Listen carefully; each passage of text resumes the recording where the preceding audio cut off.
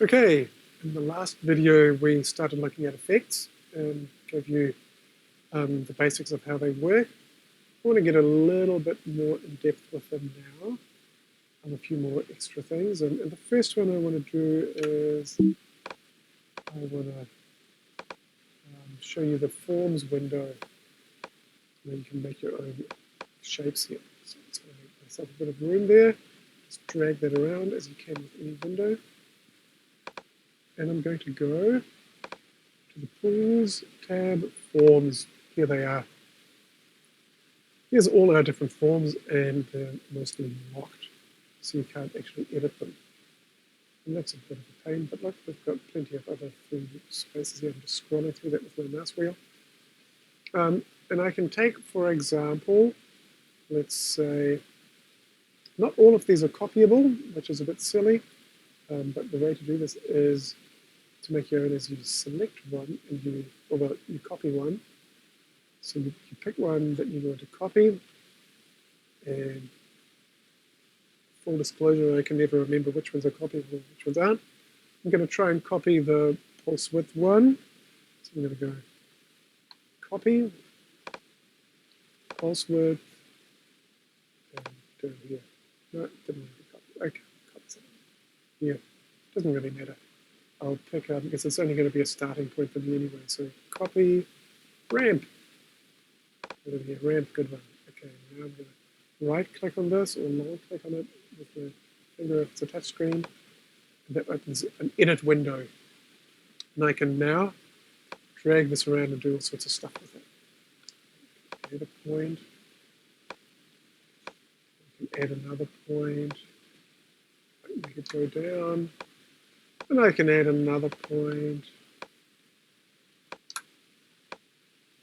Added it there, okay. Anyway, what I want to show you is just kind of like if you want to do something like this, like sort of a 2-point pulse. I find that quite handy, and I always miss that from the forms that are there already. And that'll do me for now. Beep, beep. And I'm going to close that again. I'm going to get out of my shortcut mode for a second and type in a name here, which we call double blip. And that's now in my back into shortcut. And that should now be in my effects forms when I select them. So if I select, say, these pixel bars, I'm going to dimmer and put on an effect. There, double blip, 60 BPM. The next thing is what happens when we want to apply effects to a group of fixtures, but we want those effects to move through them so that they're not all static together. So let's say I take my washers and I put them on full and I turn on a dimmer effect.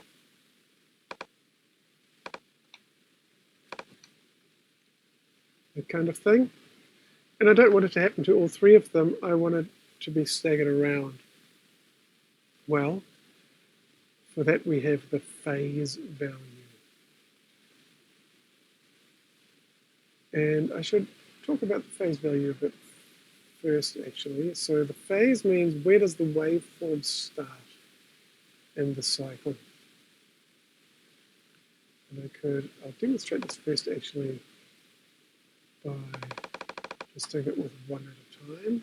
So one full. Move into this effects layer here. Leave the phase for that at 0. And I'll go on this one, full effects. So this one I put a phase of 60, which means it starts a bit later. See what it's doing there, it's starting at a different speed. Except the second one I didn't set to the download. And then if I set the third one at 180 or something, then that would kind of make a, or at 120, or however many there are, and I want to subdivide it, then and sort of have a repeating cycle because they're all starting at different points. Unfortunately, this phase value is not shown by the waveform. It doesn't shift it left or right. So you just have to kind of do the maths, and you don't realize that's what's happening. Sorry, that's just some background on how the phase value works. I wanted really to show you a shortcut how to make them all work together, and just to do that without having to set each one individually. So do the same thing again. What we can do here is degrees of phase. It's degrees, and degrees is always 0 to 360. I've even got a preset here which says 0 to 360, and this through means it staggers them. It doesn't say 360 there, it says 240, and that's because if you look here, the little lines, it's subdivided into 3. So 360 has been subdivided into 3. So 120, 240, 360. That's why it's saying 240 there. And that's how you can make effects move around multiple fixtures. If you find this a bit too soft, of course, you can always try other parameters here as well. So just make a really narrow width. It'll do that kind of thing. And you get the idea. So you have phase through, that makes it go, you can also go the opposite direction.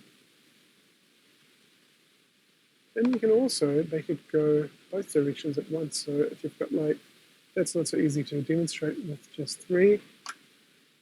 Let me just select all of them. See all profiles and all washes and all parkins. It's bigger again.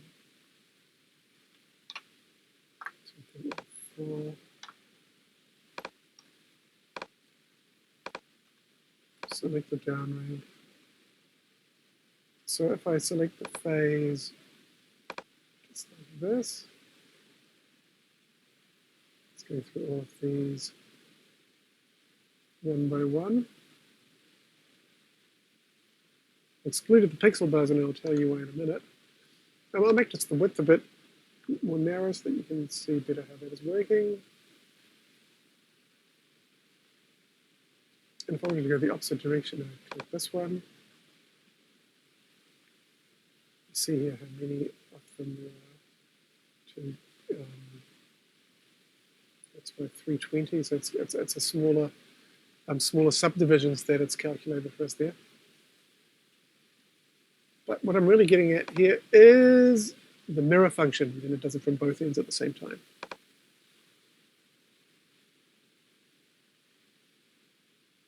And from the inside out, you can see it actually starts at the middle of that wash because that's what I selected first. So actually in the middle of the profiles. These numbers here are the order 1, 2, 3, 4, 5, 6, 7, 8, 9. The order in which those fixtures were selected, and they determine the order that this staggering will happen in. Yeah, and so you can actually, if you didn't want that order, you would select it, so 1, 2, 3, 4, 5, 6, and then the 3 washes. And then that will give us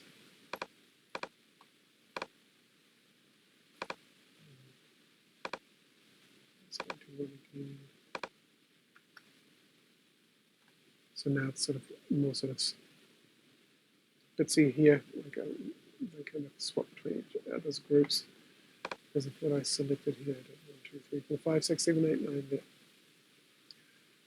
If I selected all of them, and this is interesting for all effects, not just for dimmer, selected all of them, including the pixel bars. Let's see what happens there. Effects layer here, and I'll try that kind of a thing.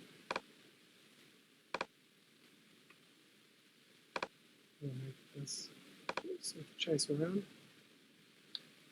Now, if you see there, it's treating each pixel bar as 18 lights. Like everything is just super fast. I'll make the speed a bit slower to demonstrate that better.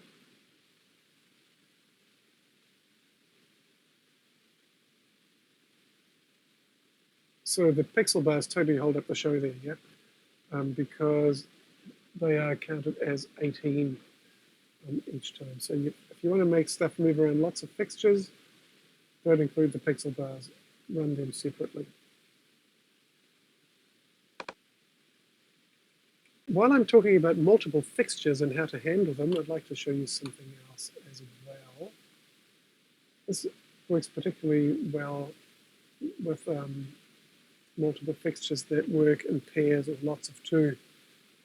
And for this, I'm going to select the first and the third wash.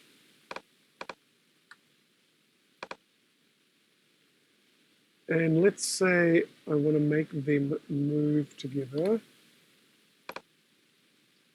So they're moving in parallel for now. I click this align button 3 times so that the greater sign, that's on the smaller than sign. Look how that works now. I kind of do this opposing motion.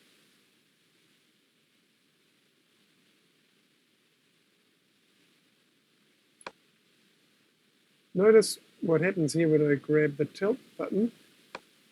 It immediately reverts to how it had been.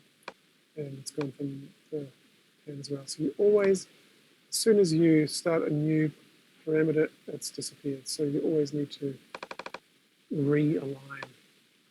See, now with the tilt, and not with the pan.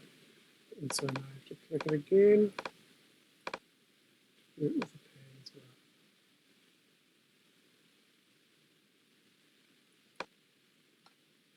And so that's particularly nice with movement, to have that kind of opposing motion. And then you always use the align button for that. And the same would be true if I then pressed went to the effects. There was one more thing I think here. Especially when you use absolute effects. Let's say you're using absolute effects. Let's put everything here on a, let's go to a dimmer value here, dimmer cycle. That's absolute by default. Dimmer is always absolute. So now it's going from 0 to 100 all the time. If I now wanted to do something else with some of these, like some of them I find too bright, and I went and I selected just the washes, for example. And to this, just the pixel bars, they look a bit too bright, don't they? Clear my selection by pressing clear once there. And I select just my pixel bars, and let's say I don't want them to be quite so bright. Go back to my value layer and then let's say 30. Makes no difference, it's still going full bore. And that is because the effect is running absolute. And that means effects, and they're not relative, they override other stuff that's going on. And that's because they keep changing that parameter all the time. So, and we're told to change from 0 to 100 all the time. So that's what it's doing, no matter what we set here. And as you get along programming your stuff towards working towards putting this on some faders and buttons to operate, that can sort of get you into dead ends sometimes. And you just say, I just want to turn off this effect. I want to turn this off. So when I'm with my pixels that are selected right now, I want to turn that effect off. How do I do that? I go to the effect layer, back to my special dialog, and I do it by selecting the stomp waveform, the very first one here. So now what I've selected here, the pixel bars, they've been released from this effect cycle. And now I can put them on different dimmer values. So 30 is already quite low. Let's say I want them even lower. No, they're super low. Or I want them modified again. So that stomp waveform, that's the way that you, by applying that, that's the way that you actually turn off the effect again. It's the effect off function. And so, yeah, that's how we create movement within our live programmer. We've now talked about pretty much everything you need to know within the live programmer to create looks on the stage. And remember, you can have anything going here. I could then select the profiles and make them some other color maybe, and so on. All sorts of stuff I could do, and I could set myself up a big complex look. But as soon as I turn this off, it's all going to be gone. And as soon as I even press clear, clear, clear, it's all gone. And I'd have to set it up right from scratch again. And that's a real pain, and that's not how the system is designed to work. So in the next videos, I'm going to show you how we create permanence, first of all with presets, and later with cues and executes.